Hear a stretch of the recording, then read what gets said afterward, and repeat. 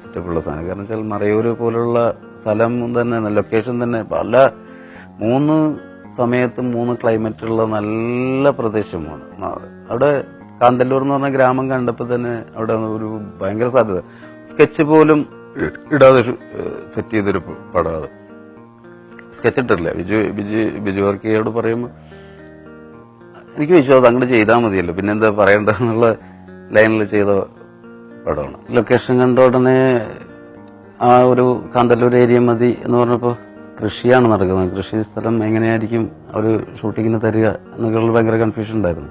നമുക്ക് സംസാരിച്ച് നോക്കാം, ഒന്ന് നശിപ്പിക്കാതെ തന്നെ നമുക്ക് ചെയ്യാമെന്ന് പറഞ്ഞ് അങ്ങനെ ആ കൃഷി എത്രയാണോ അതിന് ഇത് വരുന്നത് ആ കൃഷി സ്ഥലം ഇങ്ങെടുക്കുകയാണ് ചെയ്തത്.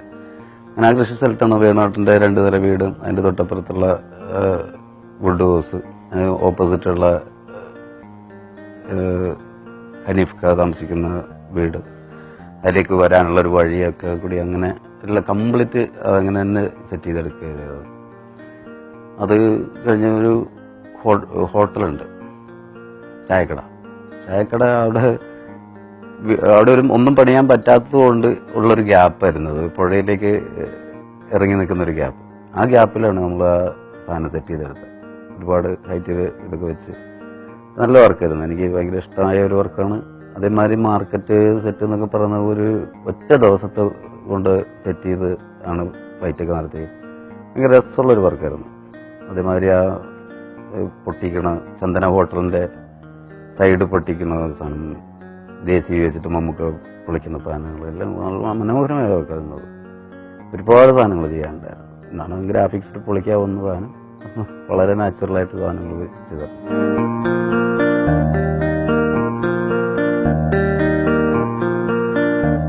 കുടുംബം കല്യാണം എന്നൊക്കെ പറയുന്നത് ഭയങ്കര രസമുള്ളൊരു കല്യാണമാണ്. പറഞ്ഞു കഴിഞ്ഞാൽ കഥ ജീവിതത്തിൽ ആരും അങ്ങനെ ഒരു കല്യാണം കഴിച്ചിട്ടുണ്ടാവില്ലാത്തൊരു കല്യാണ കഥയൊക്കെ ഉണ്ട് എനിക്ക്. ഞാൻ കണ്ണൂരുള്ള സമയത്ത് തന്നെ 2 വർഷം അവിടെ പഠിക്കാൻ വേണ്ടി വന്ന എൻ്റെ അമ്മ, അങ്ങനെയാണ് ഞങ്ങൾ പരിചയപ്പെട്ട് ഞാൻ മദ്രാസിലേക്ക് പോയപ്പോൾ അവർ അടിവാരത്ത്. അപ്പോൾ ഒരു എഴുത്ത് പോലും അയക്കാൻ പോലും പറ്റില്ലാത്ത കാലഘട്ടം. എഴുത്തയച്ച വീട്ടിലറിയും, ഭയങ്കര പ്രശ്നങ്ങൾ. ഒന്നാമത് എൻട്രി കാസ്റ്റ്, അങ്ങനെയുള്ള ഒരുപാട് പ്രശ്നങ്ങളുള്ള ഒരു സമയം. ഇത് സംസാരിച്ച് എഴുത്തിലൂടെ അങ്ങനെ ആയി ഒരു രജിസ്റ്റർ മാരേജ് അറേഞ്ച് ചെയ്യായിരുന്നു. എല്ലാവരും വന്നിരുന്നു, അമ്മയും അനിയത്തിയും അച്ഛനും എല്ലാം വന്നിട്ടാണ് ഉണ്ടായിരുന്നത് കല്യാണം.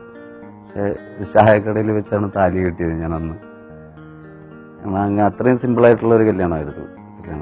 അങ്ങനെ ഭാര്യ, 2 മക്കൾ ആയിരുന്നു. ഒരാൾ എനിക്ക് നഷ്ടപ്പെട്ടൊരു 9 വർഷമാകുന്നു.